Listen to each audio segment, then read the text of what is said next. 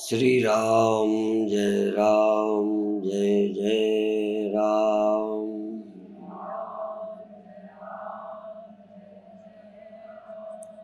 श्री राम जय जय राम।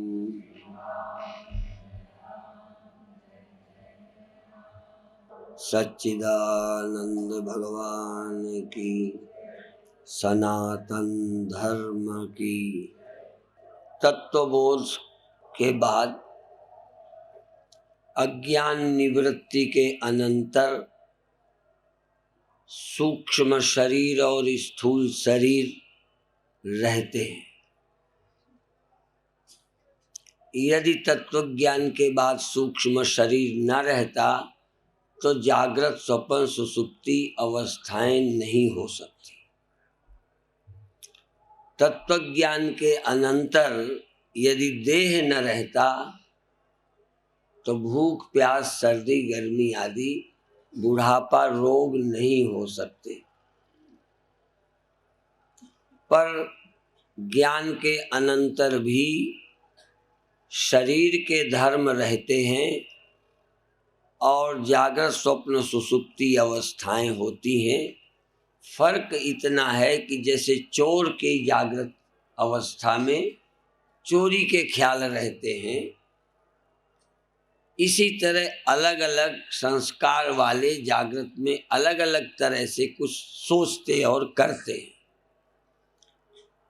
ऐसे ज्ञानी के पूर्व संस्कार, ज्ञान के पूर्व जो अभ्यास किया था, संत बना, भक्त बना, अच्छा व्यक्ति बना, वो संस्कार पड़े रहते हैं तो ज्ञान के अनंतर उसी तरह कार्य करता रहता है। जैसे हम ब्रह्म ज्ञान के पहले हमारे भगवान राम थे, कृष्ण थे, शिव थे और हम मंदिर में पूजा करते थे। तो ज्ञान के बाद यद्यपि पहले जैसी द्वैत बुद्धि नहीं है, फिर भी मंदिर में हमारा सर झुकता है। ज्ञान के पहले हमने कोई गुरु बनाया था, बहुत श्रद्धा थी, उनसे ज्ञान प्राप्त कर लिया।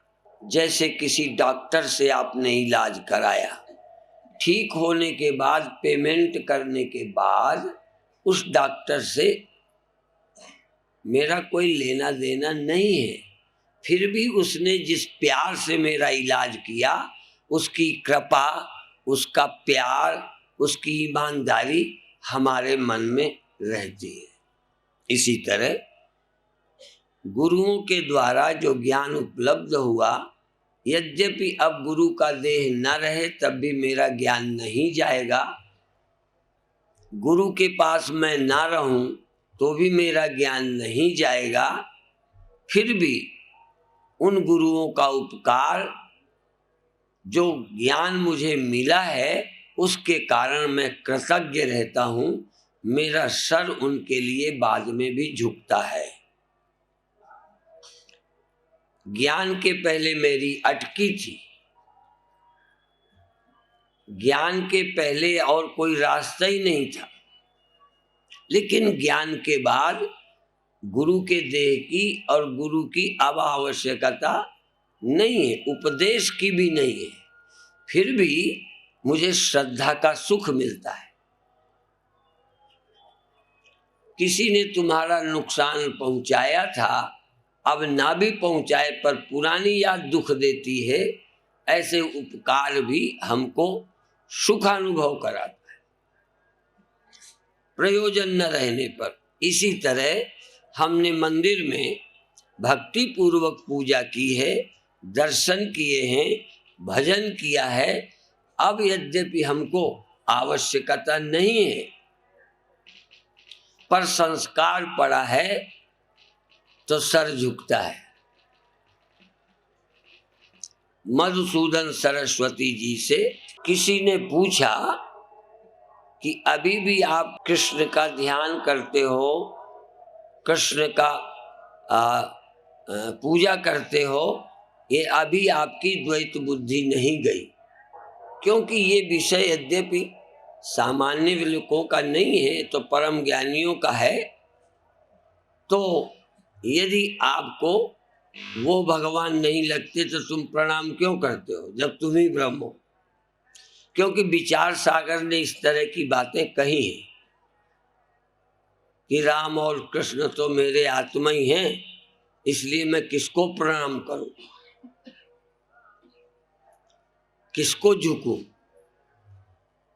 और इसीलिए कभी कभी कहा कि नमस्कार स्वाहा स्वधा से सन्यासी मुक्त हो जाता है। स्वाहा स्वधा, न नमस्कारो, न नमस्कार किसी को। इसलिए कई महात्माओं ने ये आज्ञा तो मान ली है, ज्ञान हुआ हो ना हुआ हो, पर किसी और को नमस्कार नहीं करना, किसी की पूजा नहीं करना, स्वाहा स्वधा नहीं करना। असल में ज्ञानी को आवश्यकता नहीं रही, पर पूर्व संस्कार बस करता है। तो मधुसूदन सरस्वती से पूछा, जो बहुत ब्रह्मनिष्ठ, जिनके मधुसूदनी गीता को, टीका को पढ़कर लोग ज्ञान उपलब्ध करते हैं, उनके ज्ञानी होने में हमें शक नहीं, पर वो भगवान कृष्ण की पूजा करते हैं। पूछा, आपका भी द्वैत नहीं गया?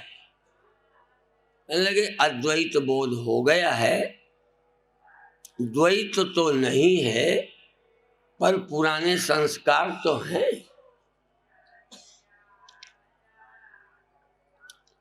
आपको ब्रह्म ज्ञान हो गया, तब आपको गुरु नहीं व शिष्य, आप ही ब्रह्म हैं। तो अब आपको पूर्व में जो गुरु बनाए थे, रोड में मिल जाए तो तुम्हें गुरु नहीं लगते?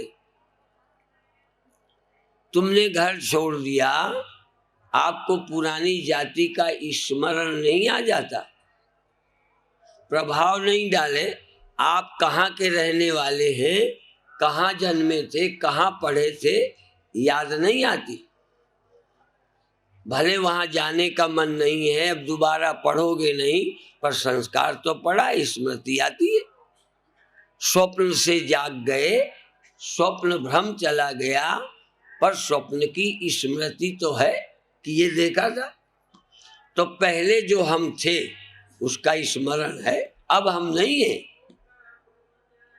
अच्छा, पहले अपने को जन्मा मानते थे पहले, तो अब पहले जीव मानते थे।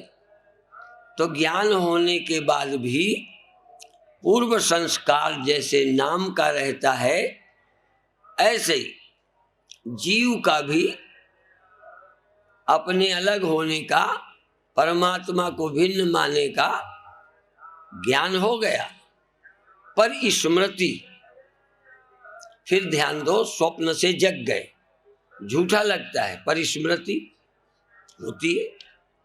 तो जीव भाव झूठा, जन्म झूठा, पर जन्म हम पहले देखते रहे हैं। पहले अपना जन्म मानते रहे कि नहीं? भले झूठा है, इसलिए पूर्व स्मृतियां होती है। कई दिनों से एक बात समझाने की कोशिश कर रहा हूं कि देह इतना मोटा है, देहाभिमान करने वाला अंतःकरण कितना सूक्ष्म है पता ही नहीं चलता, केवल अनुभव हो रहा है। और आत्मा चेतन जो सूक्ष्म भी नहीं है, स्थूल भी नहीं है, और सूक्ष्म का कारण अज्ञान भी नहीं है, चिद्रूप आत्मा है। ये चिद्रूप आत्मा का देह जैसा कोई आकार नहीं है, सूक्ष्म मन जैसा कोई ख्याल नहीं है, और अज्ञान जैसा कोई उसका अस्तित्व नहीं है, बोध स्वरूप है। अब आप अपने में से चेतन हैं, ये ध्यान करते, ब्रह्म ज्ञानी के होने पर भी ज्ञान न हो ये संभव है, पर ब्रह्मज्ञानी के बिना ज्ञान हो जाए ये असंभव है। एक जगह अखबार में हमने पढ़ा, लिखने वाले की कला है शब्द कैसे रखना। अखबार में पहली लाइन थी, हेडलाइन बड़ी अच्छी, यद्यपि सब मुसलमान आतंकवादी नहीं हैं। कितनी अच्छी, ये सच है। सब मुसलमान आतंकवादी नहीं हैं, पर जितने आतंकवादी हैं सब मुसलमान हैं। हो सकता है कई पार्टियों वालों को नहीं अच्छा लगे, पर सत्य है, आतंकवादी जितने भी हैं सब मुसलमान। तो इसी तरह से ब्रह्मज्ञानी से ब्रह्म ज्ञान ना हो ये संभव है, ये असंभव नहीं है। पर बिना ब्रह्मज्ञानी के तुम्हें ब्रह्म की समझ आ जाए, यहां तक ब्रह्म ज्ञान के प्रवचनों से भी समझ नहीं आएगा। जिसकी निष्ठा ब्रह्म में क्लियर नहीं होगी, इसलिए श्रोत्रियम ब्रह्मनिष्ठ, गुरु को ब्रह्मनिष्ठ होना ही चाहिए। नहीं तो केवल श्रोत्रिय से ज्ञान हो जाए, पढ़े लिखे गुरु को श्रोत्रिय कह सकते हो, पर तद्विधि प्रणिपातेन परिप्रश्नेन सेवया, गुरु के पास जाए किसके, श्रोत्रियम ब्रह्मनिष्ठम, ब्रह्मनिष्ठ भी कहा, नहीं श्रोत्रियम, श्रोत्रियम ब्रह्मनिष्ठा की क्या बात है। इसलिए दो चाहिए। कई के लड़का नहीं होते, कहते हैं 11 वर्ष हो गए, आखिर कोई तो है, कोई विवाह से संबंधित कर्म नहीं कर रहे, ऐसा नहीं है। बात समझे, आदमियों से जानवर अच्छे हैं, प्रायः एक बार में ही संतान होती। ये आदमी है ब्याह शादी के कई वर्ष तक नहीं होते, कोई ना कोई तो है मामला। वो कोई ब्रह्मचारी नहीं है, पत्नी से परहेज नहीं है, क्यों नहीं होता? या तो नारी में ग्रहण क्षमता नहीं है, या नर के वीर्य में शुक्राणु नहीं है, या तो गुरु के वचनों में बल नहीं है, और या साधक के हृदय में ग्रहण की क्षमता नहीं है। अब जरूरी तो नहीं सबके हो ही जाए। यदि स्त्री में कमी है तो पुरुष बदलने से भी बच्चा नहीं होगा। कई गुरु बदलते रहते, अपनी क्षमता देखते नहीं कि तुम ही बंध्या हो, पति बदलने से क्या होगा। लाख गुरु बदलते रहो मूर्खो। और दूसरी बात, कई कहते हैं हमने तो गुरु बना लिया है, उससे हो क्या जाएगा गुरु बनाने से। इसलिए गुरु के बनाने का सवाल नहीं है, गुरु का होना जरूरी है। जो गुरु नहीं है वो बनाने से बात नहीं बनेगी। जिसमें पुंसत्व तो नहीं है उससे संतान का जन्म नहीं होगा। इसलिए दोनों का मामला है। शायद साधक को समझ आ गया होगा। और दूसरी बात मैं इसलिए भी बोलता हूँ कि गुरु अपना काम करेगा, पर जो दवा खा के गिराता हो, नहीं समझ में आए। आजकल तो गर्भपात की दवा खाते हैं। अर्थात यदि गुरु तुम्हारे अंदर ज्ञान का गर्भाधान भी करे, पर तुम्हारा संग नास्तिकों का है, तुम उसके साथ अच्छा व्यवहार नहीं करते, ऐसा गर्म भोजन करते हो कि ठहरा ठहराया गिर जाए। ब्रह्म ज्ञान के गर्भपात वाले बहुत पड़ोसी हैं, कथाओं के द्वारा गर्भपात करते हैं। नहीं समझ में आया। किसी की निष्ठा बन भी रही हो तो बिगाड़ दे,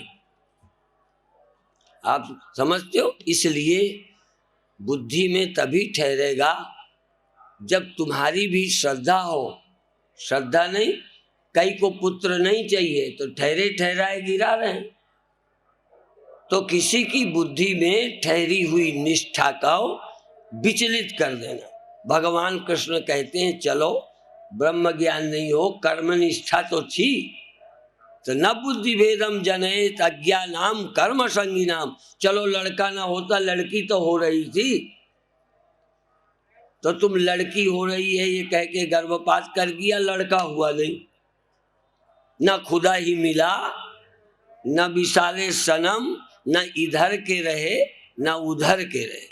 अर्थात ब्रह्म निष्ठा नहीं हो, भक्ति निष्ठा हो, भेद बुद्धि से भक्ति हो, कुछ तो मिलेगा। जो भगवान की भक्ति करते हैं, आज नहीं कल अद्वैत बोध होगा, चलो पेट में बच्चा आया है, पहले बार लड़की ही सही, जिसको कुछ नहीं हुआ उससे लड़की तो हो रही है। ऐसे ही नास्तिक से तो कर्म निष्ठा, भक्ति निष्ठा, कोई निष्ठा तो है, उससे उसको संतोष तो होगा। मैं बंध्या तो नहीं हूं। तो जिनके अंदर कर्म निष्ठा है, भक्ति निष्ठा है, वो ठीक है। भगवान ने कहा निष्ठा का गर्भपात मत करो। हाँ, एक है गर्भ चेंज। ऐसी औषधियां हैं कि गर्भ में ही कुछ ऐसी दवाई दी जाए तो चेंज हो जाता है, लड़की का लड़का बन सकता है। अब तो पैदा हुए को बना देते हैं, पैदा हुए लड़के को लड़की में, लड़की को लड़के में तब्दील कर सकते हैं आजकल। तो पेट में तो और आसान है। इसलिए कर्म निष्ठा को यदि भक्ति निष्ठा में और भक्ति निष्ठा को ज्ञान निष्ठा में तब्दील किया जाए तो ठीक है, नष्ट किया जाए ये ठीक नहीं है। कई बार किसी के प्रवचनों से निष्ठा खत्म होती है, रूपांतरित नहीं होती। रूपांतरण अच्छा है, विनाश अच्छा नहीं। एक आदमी गंगा स्नान करता है तो उससे ज्ञान गंगा में ले चलो, पर गंगा हटा दो तो नास्तिक बन जाएगा। इसलिए भेदोपासना को अभेदोपासना में ले जाना अनुचित नहीं है। पर यदि अभेदोपासना की योग्यता ना हो तो उसको वहां से नहीं हटाना चाहिए, क्योंकि किसी निष्ठा में व्यक्ति जीता है। कोई राष्ट्र निष्ठा, कोई गुरु निष्ठा, ईश्वर निष्ठा, ब्रह्म निष्ठा। जीवन क्या है? आस्था और निष्ठा ही जीवन है। आस्था और निष्ठाहीन जीवन व्यर्थ है। जिनकी कहीं निष्ठा नहीं है उनका जीवन व्यर्थ है। इसीलिए कहा इष्ट बिना सब भ्रष्ट है। जिसका कोई इष्ट नहीं, आप ये मत समझो ब्रह्मज्ञानी का कोई इष्ट नहीं। ब्रह्मज्ञानी का ब्रह्म इष्ट है, ब्रह्म चिंतन इष्ट है, ब्रह्म विचार इष्ट है। उससे वो विमुख नहीं होना चाहता। इसीलिए सब जगह खतरे बताए हैं। संशय जो जहां है नहीं होना चाहिए। संशय रहित साधन में लगना। तो आप कौन हैं फिर ध्यान दो। पहले आप चेतन, कहीं तो होगे, आंख में कान में जरा ध्यान दो। अपनी चेतनता को, वृत्ति चेतनता को पकड़ो, क्योंकि चलता है। उपनिषद में बड़े विचित्र मंत्र। अभी तो मेरी बात को दो तरह की सुना, विरोधाभासी। उपनिषद तो विरोधों से ही बना है। तदेजति तन्नेजति, तद्दूरे तदवंतिके, तदंतर से सर्वस्य, तदु सर्वस्य से बाह्यता। वो सबके भीतर है, सबके बाहर। वो सबके भीतर, सबके बाहर। लो, चलता है नहीं चलता है। तद दूरे तदवंतिके, वो बहुत दूर है बहुत पास है। और भगवान कृष्ण कहते सदसत चाहम अर्जुन, मैं सत भी हूं असत भी हूं। और एक जगह के तत्सत तन्ना सदुच्यते, न वो सत है न वो असत है। बहुत विरोधी बातें। तो जैसे किसी घड़े से मिट्टी को निकाल दो, जरा एक बार निकाल के देखो, घड़े में बंद है, इतनी है, तो क्या करें, घड़े से निकालो, फिर कहाँ है, उपाधि हटाओ, फिर कितनी, एक ढेले का ढेलापन हटा दो, फिर वो व्यापक है। ऐसे ही तुम अपनी ईगो को, अहंकार को, अज्ञान और अहंकार हटाओ तो तुम ब्रह्म। ये जो आपकी इंडिविजुअलिटी, वैयक्तिकता, ये मैं हूं। और मिट्टी में ढेले में क्या फर्क है, ढेला ये है, मिट्टी सब है, ढेला ये, घड़ा ये, एक तरह का अपना अभिमान, एक तरह के रूप में बंध जाना। अभी हम मनुष्य हैं, बस बहुत हिम्मत जुटाओगे तो जीव हो, तब भी तुम अलग हो। इसलिए जीव जीव का भेद, जड़ जड़ का भेद, जड़ जड़ माने देह देह का भेद, देह तो गधे का, देह मनुष्य का, देह स्त्री का, जड़ जड़ का भी भेद है, पेड़ पेड़ का भेद है, जीव जीव का भेद है, तुम अलग मैं अलग, ये सब भेद है। जीव ईश्वर का भेद है, अभेद सबका, ब्रह्म सब में अभिन्न है। यदि तुम ब्रह्म हो, अब ये देखो, ये सुनते हैं और टेप करके बोलते हैं, तुम सब में हो, ये तुम्हें अनुभव हुआ। भले व्यवहार में फिर आ जाओ, फिर घड़ा बनो, पर एक मिनट को घड़े का ख्याल छोड़कर मिट्टी होकर देखो तुम कौन हो। एक बार बुलबुले का त्याग करके तुम जल हो और तुम्हारे सिवा कुछ नहीं, फिर बुलबुला बनो। क्यों? वो एक बार बन चुका है, तो देह बना रहे, देह हूं ख्याल छोड़ दो।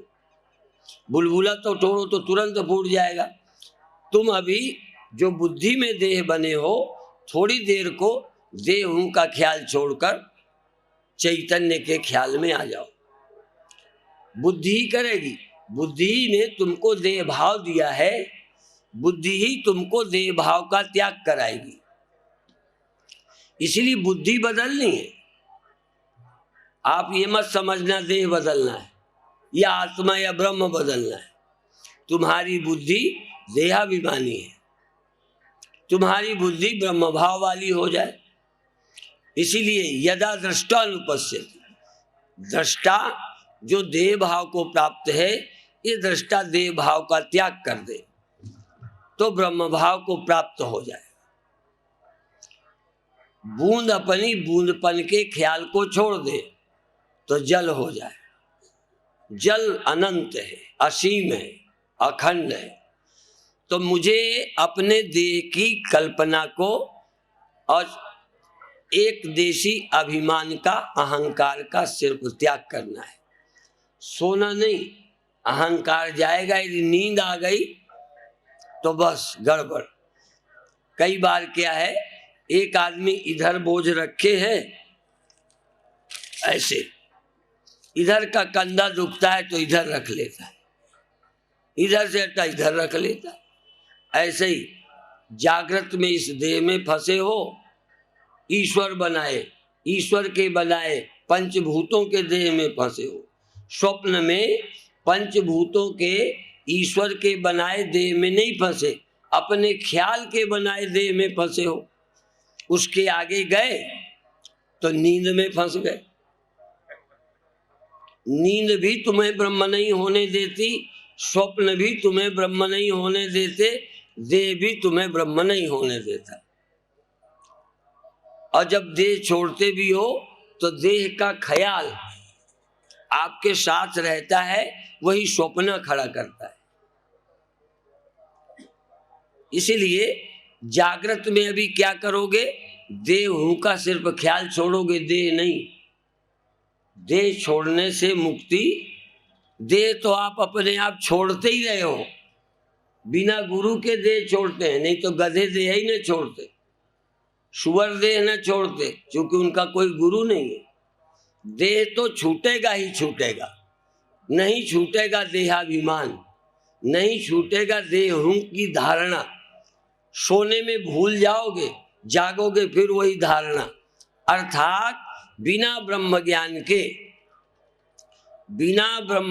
के आपको देहोहम का अध्यास नहीं जाएगा। और तीन के अलावा तुम अभी परिचित नहीं हो, या तो भौतिक देह, या ख्यालों का देह, या नींद। तो नींद में भी तुम ब्रह्म से परिचित नहीं, स्वप्नों में भी नहीं, और जागृत में भी यदि देह में ही चिपटे रहे, इसी को मैं बनाए रहे, तो समझो मानव जन्म व्यर्थ गया। क्योंकि इसी समय समझने का अवसर है मानव देह और जागृत। इसको छोड़कर समझने का अवसर नहीं होगा। इसी में बैठे बैठे, माने कुम्हार के घड़े बनाए समय कुम्हार वाला घड़ा रहे, पर मिट्टी में दिमाग वाला घड़ा न रहे। दिमागी घड़ा है, नींद है, तीन ही तो है। और तुम चौथी अवस्था बताओ जो तुम्हें मिली हो। या तो तुम ये देह हो, पंच भौतिक देह, या स्वप्न देह हो, या गहरी नींद में हो। तुम कभी आत्मा को मिले, कभी आत्मा हुए, कभी ध्यान आया कि हम हाँ आत्मा थे। जैसे हम लोग कहते हैं जब ब्याह शादी में गए तब तो बहुत पहन ठन करके गए, कभी घर में रहे तब भी कुछ पहने हो। हम लोग तो बाथरूम में भी चड्डी लंगोटी पहने ही रहते, नंगे होने की आदत नहीं है।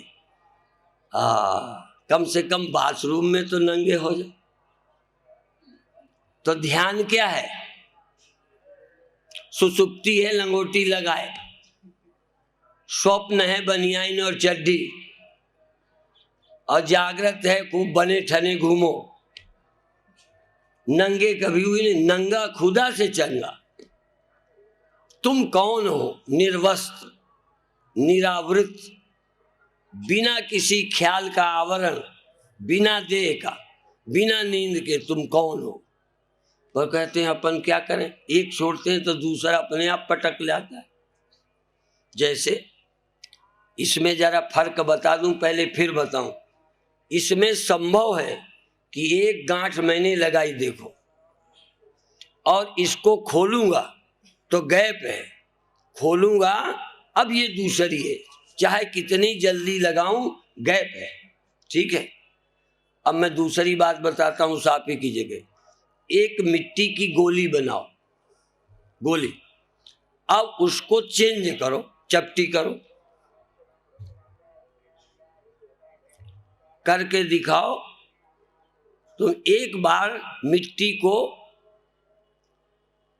गैप दे दो, जैसे एक गांठ के बाद दूसरी गांठ लगाने में 1 सेकंड को बिना गांठ का कपड़ा था। इसी तरह एक रूप मिटाओ मिट्टी का। देखो, फिर मैं आप चुनौती देता हूं, चेला मैं बनूंगा। तुम एक मिट्टी की, गीली मिट्टी की गोली, इसको तुम और कुछ बनाओ, चपटी बनाओ, लंबी बनाओ, पर थोड़ी देर को कुछ न बनने दो। बनाओ, तुमको 1 रुपया इनाम दूंगा, और तुम बना दो तो चेला बनूंगा। बनाओ, लंबी करो, तो गोलाई मिटाई तो क्या बना है? अच्छा, लंबी को चपटी करो, गोली को चपटी करो, लंबी करो, कुछ करो, लेकिन थोड़ी देर को मिट्टी को नंगी कर दो। कोई आवरण ना हो, लंबा ना हो, चौड़ा ना हो, छोटा ना हो, मोटा ना हो, चौकोर ना हो, गोल ना हो, चपटी ना हो। तुम देख के बताओ, देख के कैसे करोगे उसे? एक करते ही दूसरा हो जाएगा, दूसरा करते तीसरा हो जाएगा। ऐसे ही है हालत तुम्हारी कि जागना गया, सोना आ गया, स्वप्न आ गया, तुम नंगे हो ही नहीं पाए, अरूप हो ही नहीं पाए। निर्विकल्प हो ही नहीं पाए, निर्विचार हो ही नहीं पाए। एक छोड़ते हो दूसरा पकड़ लेता है। यहां तो मैं थोड़ी देर को गांठ से रहित करके दिखा दिया, ये गांठ दिखा दी, अब दूसरी गांठ लगा रहा हूं, बीच में कपड़ा हो गया।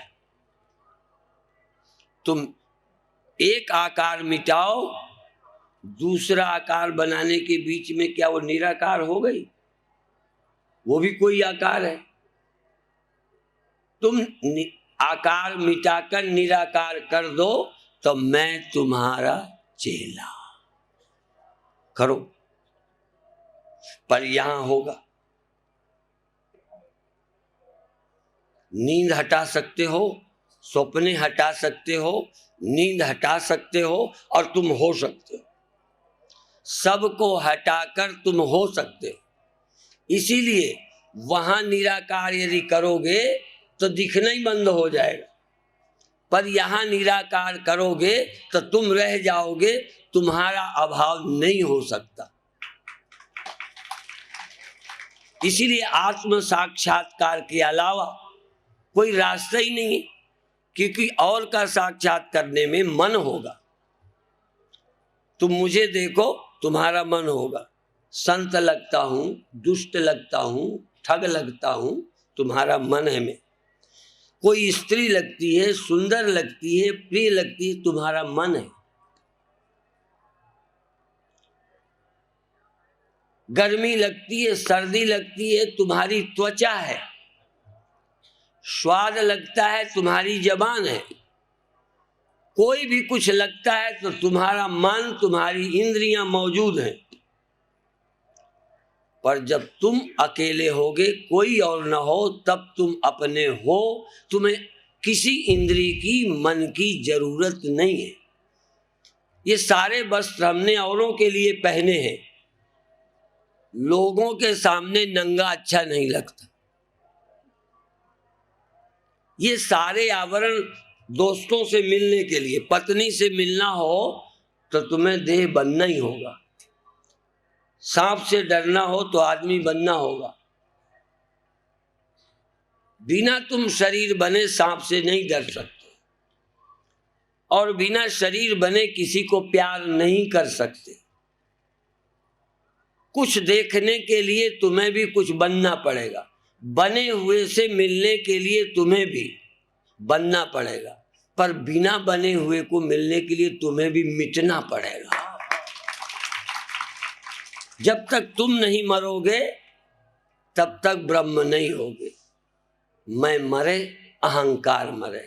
एक दिन मैंने यही बोला था, खसम मरे घर बसे जिन्हानु राम मिले।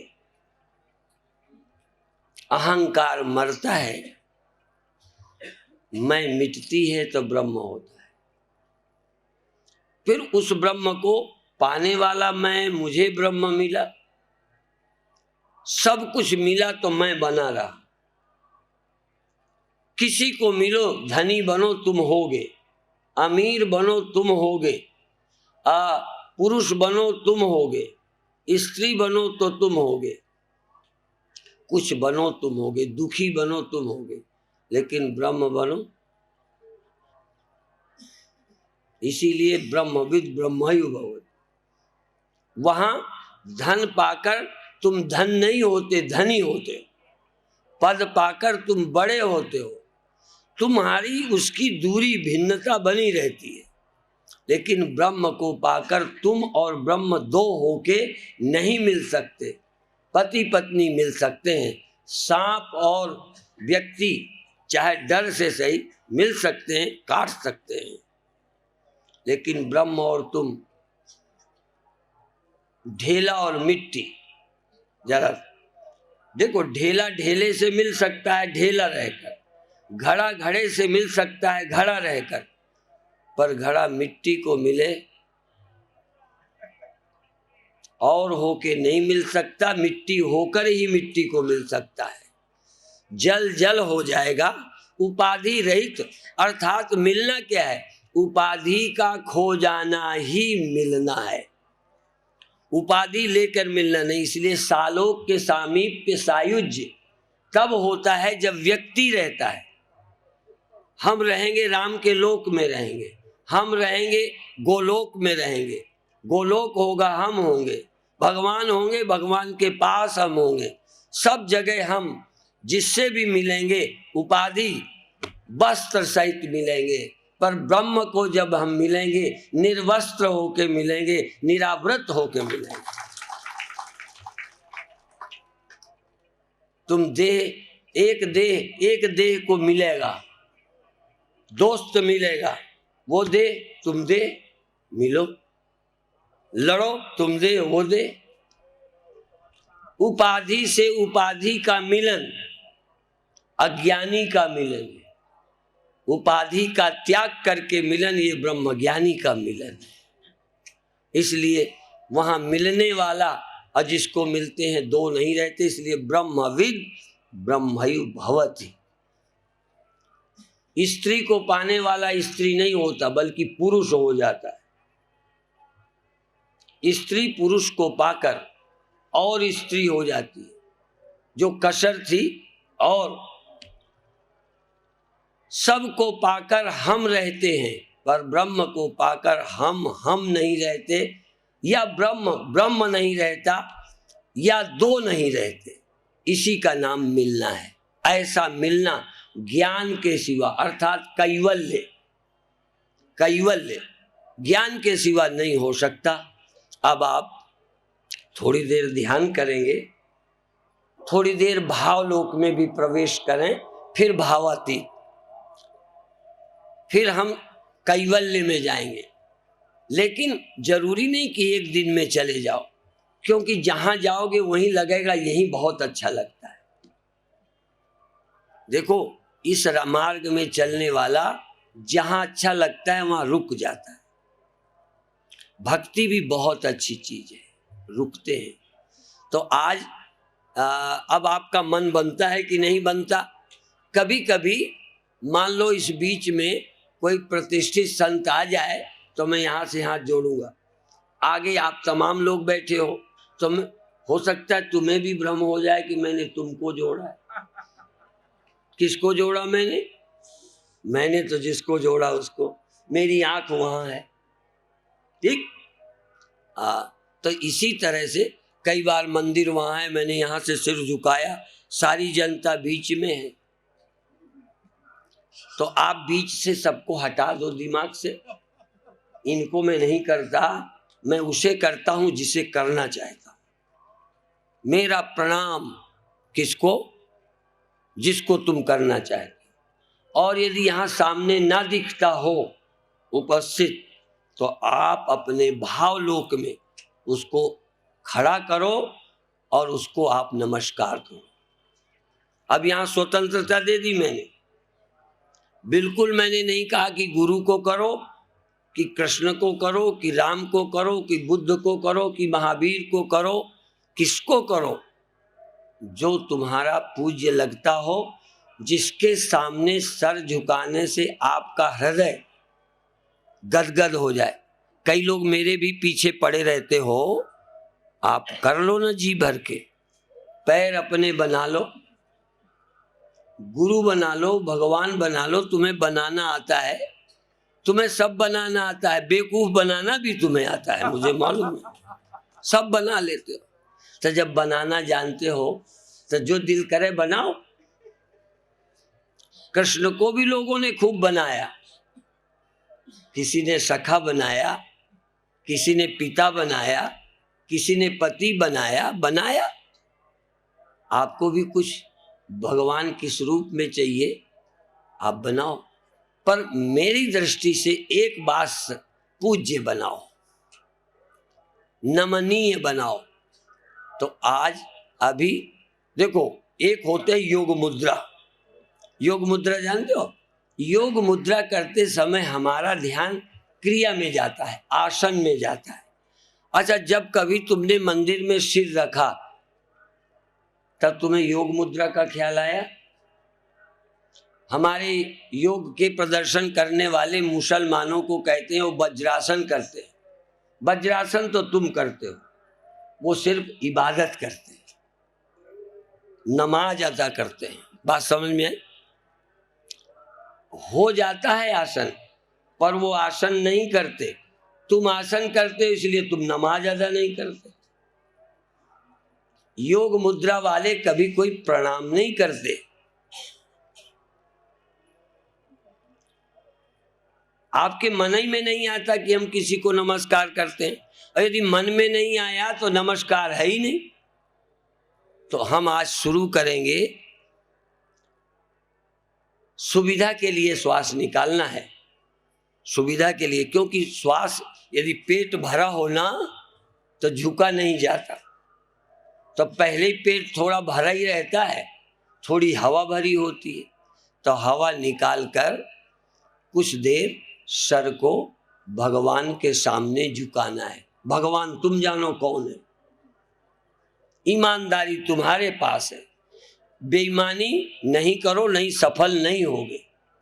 तुम्हारा कोई तो भगवान है, मेरे कहे मत लगना। मेरा इतना ही कहना है कि आप अपने प्रभु को नमस्कार करो, हाथ को चाहे जोड़ के नहीं, हाथ को टांगों पे रखो, सर को झुकाओ, श्वास निकाल कर ख्याल में लाओ तुम्हारे भगवान। पहले भगवान स्मरण, तब सिर झुकाओ। पहले भगवान खड़े करो, कौन है तुम्हारे भगवान याद करो। गुरु भगवान, राम भगवान, कृष्ण भगवान, शिव भगवान, देवी दुर्गा। सर झुकाओ, थोड़ी देर झुके रहो, फिर आप थोड़ी देर को उठ जाओ, क्योंकि झुके रहोगे तो प्रणाम नहीं करोगे। भाग्यशाली हैं जो लगातार कर सकते हैं, नहीं तो फिर उठ जाओ, फिर सिर उठाओ, फिर दोबारा मन से पूछो करना है प्रणाम, स्वतंत्र हो, छुट्टी है, फिर करो।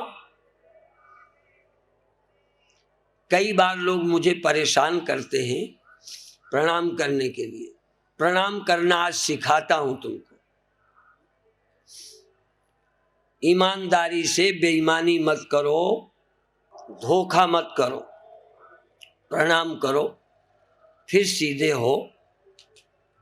क्योंकि लगातार शायद प्रणाम करने में उकताहट होती है, लगातार तुम खा नहीं सकते, लगातार तुम पी नहीं सकते, लगातार तुम काम सुख नहीं ले सकते, लगातार अभी तुम प्रणाम भी शायद नहीं कर सकते। नहीं तो एक बार करो, सर उठे ही नहीं। पर शर्त है प्रणाम करने का आनंद हो तो। यदि प्रणाम का आनंद खो गया तो समझो प्रणाम चला गया। प्रणाम में सुख है, सुख नहीं तो प्रणाम कैसा। सुख नहीं तो नर नारी क्या, मेल फीमेल क्या। यदि सुखानुभव खो गया तो दोनों पुरुष हो या दोनों स्त्री हो। यदि तुम भक्त हो तो भगवान का आनंद मिलेगा ही मिलेगा। यदि भक्ति खो गई तो तुम भक्त न रहे, और तुम भक्त न रहे तो प्रणाम का, भक्ति का आनंद हो ही नहीं सकता। बार बार शरीर इतनी देर नहीं झुका रह सकता, अक्षम हो जाते हो। हर जगह सामर्थ्य बाधा बनती है, सामर्थ्य कम पड़ जाती है। खाने की सामर्थ्य, भोगने की सामर्थ्य, सोने की सामर्थ्य कम पड़ती है, उसे धीरे धीरे बढ़ाओ। झुके रहने की भी क्षमता तन में भी नहीं है और मन में भी नहीं है। आप प्रणाम का सुख यदि लेकर दिखा दो, प्रणाम में सुखी हो जाओ।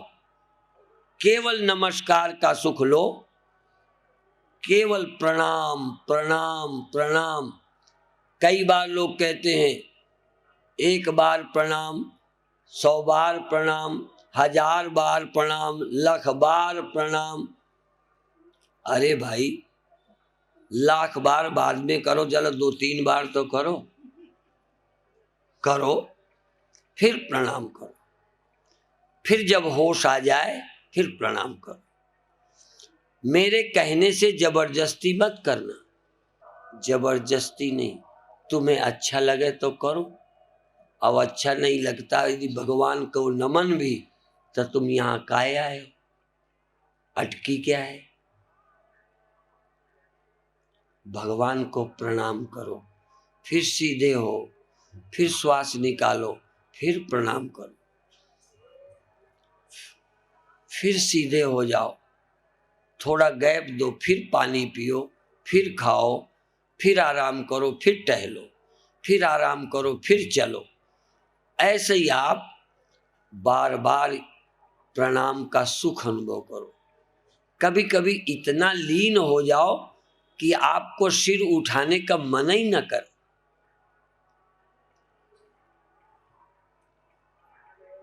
सुख है, सुख हमारा कल्याण का साधन बनेगा और सुख उसी में मिलेगा जिस पर तुम्हारी श्रद्धा होगी। सत्वानुरूपो सर्वस्य श्रद्धा भवति भारत।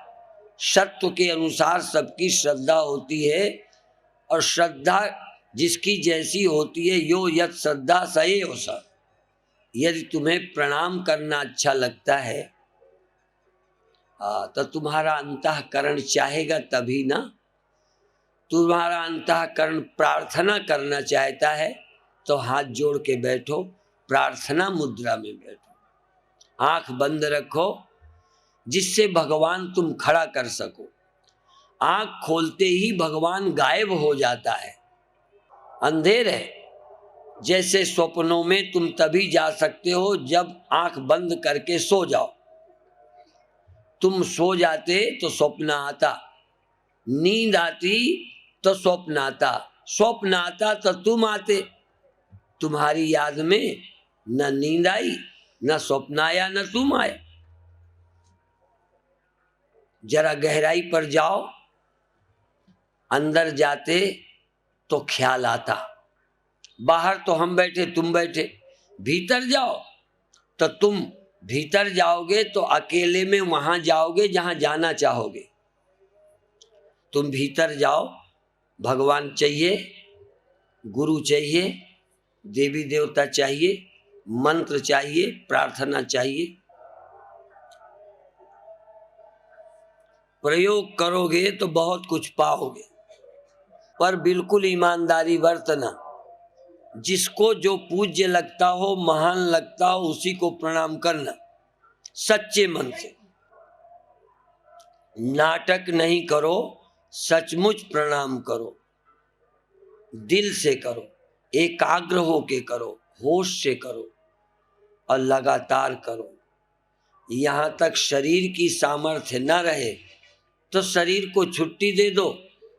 जैसे शरीर सोया पड़ा रहता है और स्वप्नों में तुम होते हो, शरीर को छुट्टी दे दो। हम तो शरीर से इसलिए झुकाते हैं कि इसके सहारे ही पहले प्रणाम होगा। जो कुछ किया है शरीर के सहारे किया। स्वप्ने बाद में, पहले शरीर से पत्नी मिली, पति मिले, पिता मिले, गुरु मिले, अध्यापक मिले, दुश्मन मिला, सांप मिला। पहले जागृत में मिला तो फिर स्वप्नों में भी मिले। पहले जागृत का प्रणाम स्थूल से, शरीर से, फिर धीरे धीरे शरीर की जरूरत नहीं, मन अकेला काफी है प्रणाम के लिए। मेरा मन अपने प्रभु को नमन कर रहा है, मेरा मन अपने प्रभु को प्रार्थना कर रहा है, मेरा मन अपने सूर्य को नमन। आकाश के साथ मिल गया मैं। आकाश से प्रेम करो, प्रकाश से प्रेम करो। सूर्य नारायण है, हम सूर्य नारायण बोलते हैं। हम अग्नि को देवता बोलते हैं, सूर्य को देवता बोलते हैं, गुरु को देवता बोलते हैं, सबको देवता बोलते हैं। प्रणाम करो, बहुत अच्छे। बार बार तुम प्रणाम का सुख लेके दिखा दो, प्रणाम में आनंदित हो जाओ, प्रणाम में विभोर हो जाओ। ये बहुत बड़ी कला है कि जो सुख लोग भटक के भी नहीं पाते वो हम केवल नमस्कार में पाते हैं। एक मैंने कहावत सुनी थी, लोग चमत्कार को नमस्कार करते हैं, चमत्कार को, पर एक बहुत बड़ा महामंत्र है। लोग चमत्कार को तो नमस्कार करते हैं, पर लोग नमस्कार के चमत्कार को नहीं जानते। नमस्कार स्वयं एक चमत्कार है, करके देखो। जो समाधि करने से नहीं लगी, यदि तुम श्रद्धावान हो तो प्रणाम से लग जाएगी। श्रद्धा से सर झुकाओ, श्रद्धा से हृदय झुका दो, भगवान को नमन करो। शरीर अक्षम हो जाए तो इसे छुट्टी दे दो, पर दिल को छुट्टी मत दो। दिल से कहो शरीर कमजोर है, नहीं झुका रह सकता। कई बूढ़े कहते हैं महाराज हम नीचे नहीं बैठ सकते, कुर्सी में बैठते हैं, पर दिल उनका चरणों में बैठता है। पर कई लोग जमीन में बैठ तो जाते हैं, पर दिल उनका महाराज हमारे सिर पर बैठा होता है। बहुत कम लोग हैं जो दिल से किसी के चरणों में झुकते हैं। और झुकने का अर्थ खुशी नहीं, झुके ही नहीं। यदि अच्छा नहीं लग रहा, इसका मतलब तुमने दिल से प्रणाम किए ही नहीं। दिल से प्यार होगा तो सुख होगा, भूख होगी खाओगे तो अच्छा लगेगा। इसलिए श्रद्धावान ज्ञान को प्राप्त करते हैं, प्रेम वाले लोग परमेश्वर प्राप्त कर लेते हैं। भक्ति का बड़ा राज है। यदि भक्ति है तो ज्ञान अपने आप हो जाएगा। प्रेम और भक्ति है, नाम की भक्ति है, नमस्कार की भक्ति है, प्रार्थना की भक्ति है।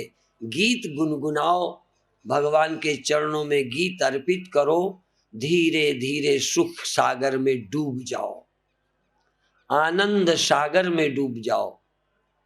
तुम स्वयं आनंद बन जाओ, झुके झुके। जो हमने प्रणाम करवा के नहीं पाया, प्रणाम करवाने से अहंकार बढ़ा, करने से अहंकार गिर गया।